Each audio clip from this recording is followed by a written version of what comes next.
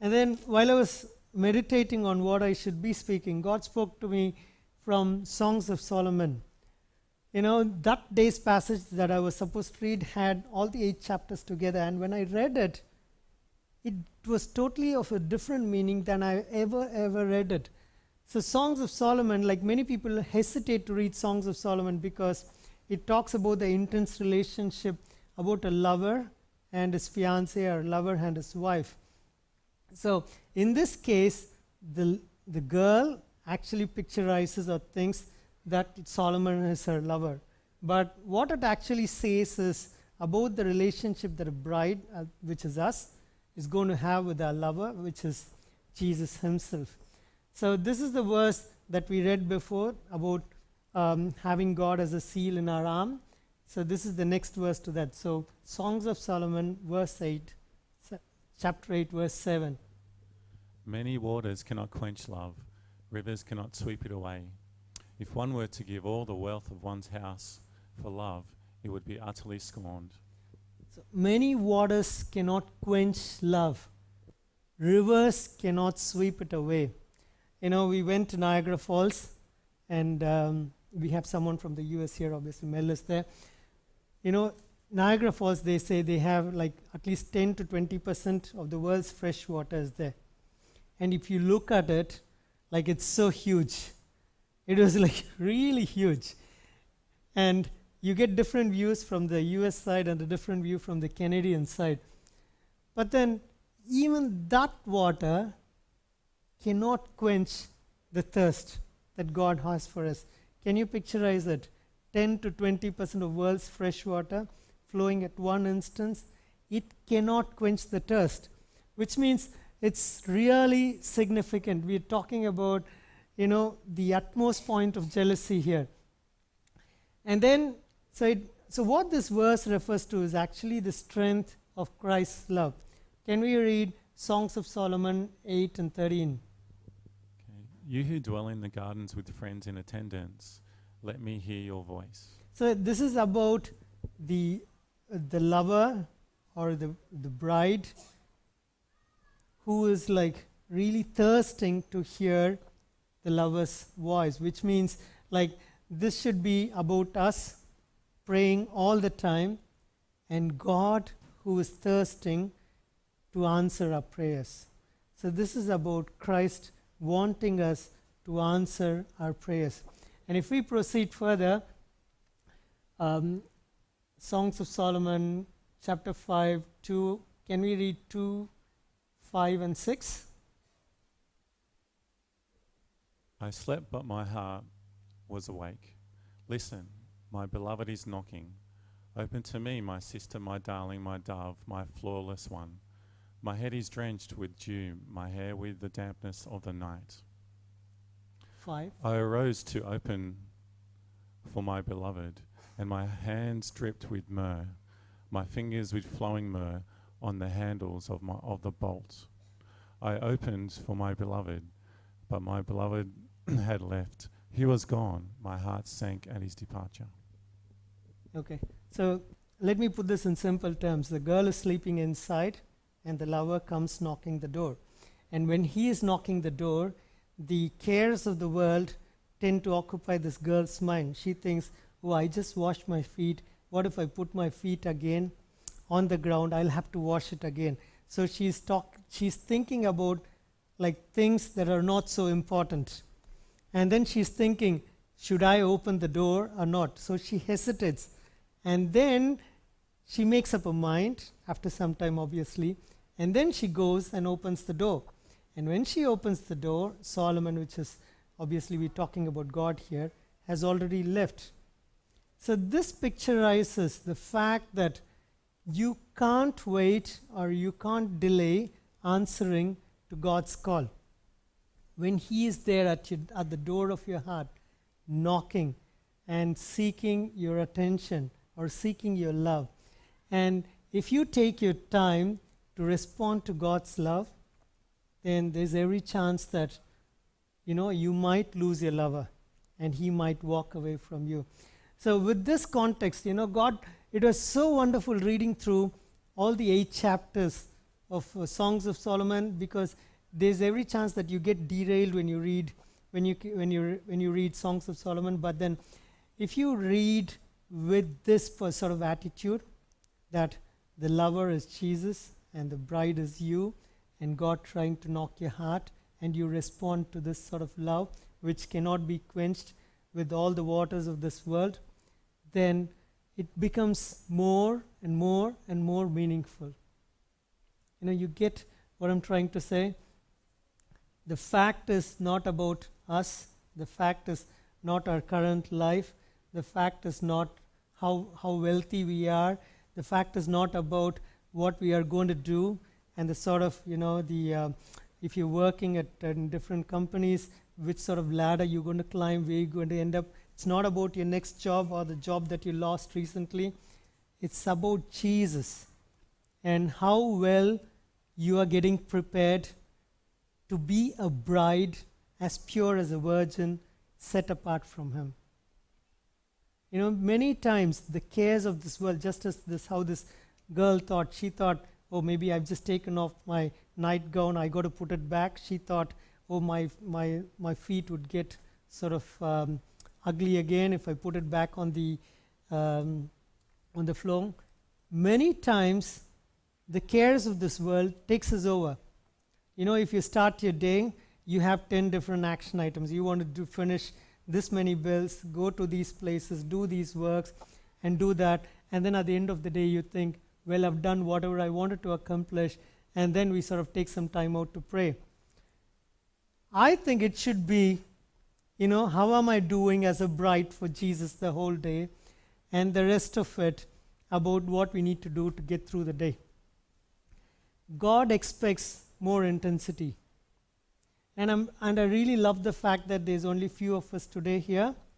And maybe it's for a purpose, because God wanted to speak into the hearts and minds of a select individual to grow and much stronger in Him. And that's exactly what I believe. God really wants us to move to the next level, not to stay where we are, or not to backslide, but to move on to the next level. It could be few in this church, but we could shake Australia. You know what I mean? It could be just one Julie, but she could shake Benelong. It could be just you at the uni, but you can be a light and the salt to your uni. You might have a lot of friends. You might just be passing through them. But you need to stand up and present Jesus to them. You know what I mean? So there are people in our lives every day that we come across. There are people in our lives whom we sort of speak to and have great association with. But when it comes to Jesus, we hardly talk about them. Chandrana was telling me yesterday that he gave some of his books to an Indian guy, and he said, give it to your friends. And he said, oh, my friends are very difficult, they wouldn't accept it. So Chandrana asked that guy immediately, what is important to you?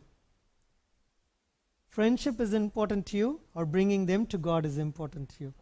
Now, are you worried that you would lose your friend by presenting to Jesus? Then probably we are probably walking on the wrong path. We got to get to a state where more than the friendship, God means a lot. And that's where we got to get to. We are talking about many waters cannot quench, rivers cannot sweep it away. That's the intensity of God's love, but what we give back is so very meager from what God's expectation is. And this is why, as we sang that song, You Won't Relent, again and again and again and again, I really believe that God would speak into our hearts this morning, that that we would walk a step closer today than what we were doing yesterday. I just wanted to finish with this, and I knew, as I sat there listening to Caitlin's giving message, this was God who was speaking today. And God has chosen to do what He is going to do today, because I just picked this verse randomly and I thought probably this is not flowing well. But then Caitlin spoke about this today, and I knew that when God speaks through two people, It is actually the Spirit of God speaking. I was so happy when Caitlin spoke about this today. I have a really good friend at work, and his name is Dheeraj. He's actually quite senior to me in the sense, in the sort of levels. He's a senior manager. And we were just like, we thought we'll go for lunch one day, and then we just decided to walk. He's a Catholic, but he has a great heart for God. And that day he said, Prabhu, I've started back my routine of reading my Bible plan. And I said, I'm really proud of you that you started doing that. That's really nice. And we were just walking. And I asked him, what did you read today? Sorry, excuse me. I asked him, what did you read today? And he said, Prabhu, you know what?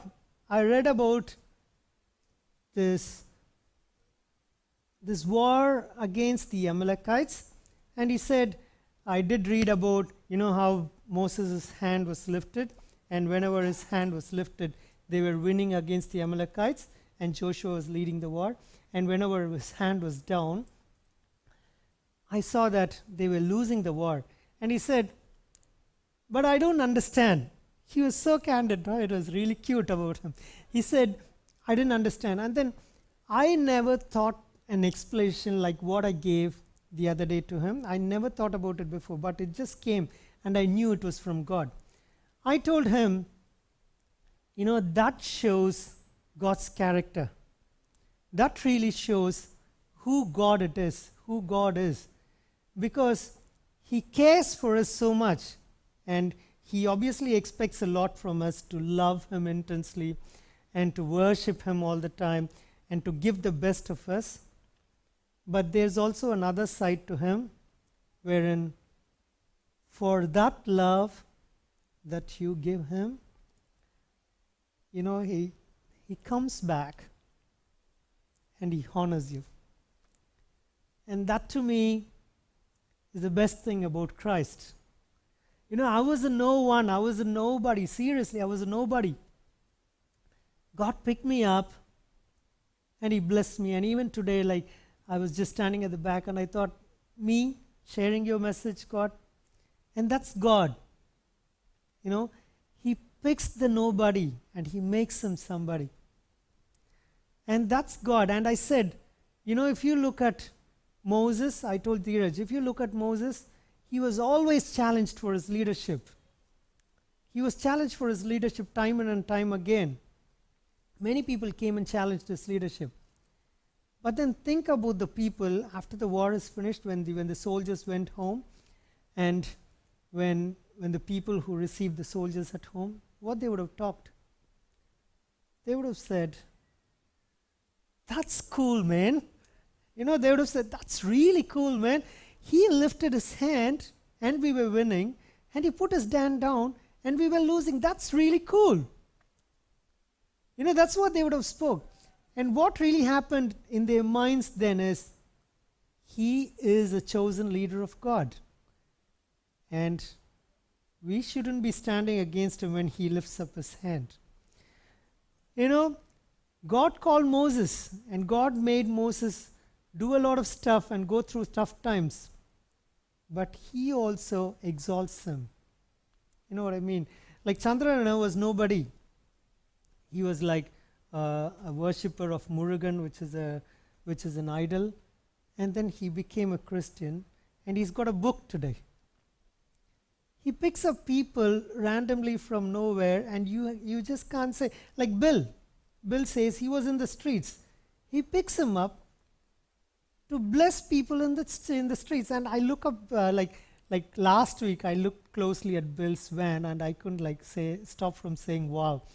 This morning, I looked at Bill's van, and I said, wow, again, because it's so good. Really good. When you honor God, there is no way that God would miss out on you. God would honor you back more and more than what you ever did. He's no man's debtor. He's so crazy cool. He would honor you so much if you really honor Him. And that's true. Think of what David did.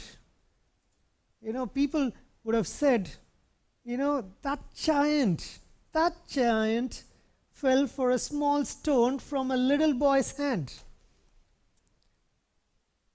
And you know, when Samuel went and anointed David in front of all his brothers, you know, his brothers would have said, "We are tall, we are strong, we can do everything. Why would God pick, David?" And what is the punchline that he would give to David? How would be the opening, first chapter would be? And this is how it opens up in a grandiose manner. He kills a giant. But with what? With just a stone. So God honors simple people who honors them with all of his life. And you would never go empty-handed just because you poured out your life for your bridegroom. Shall we stand up and pray?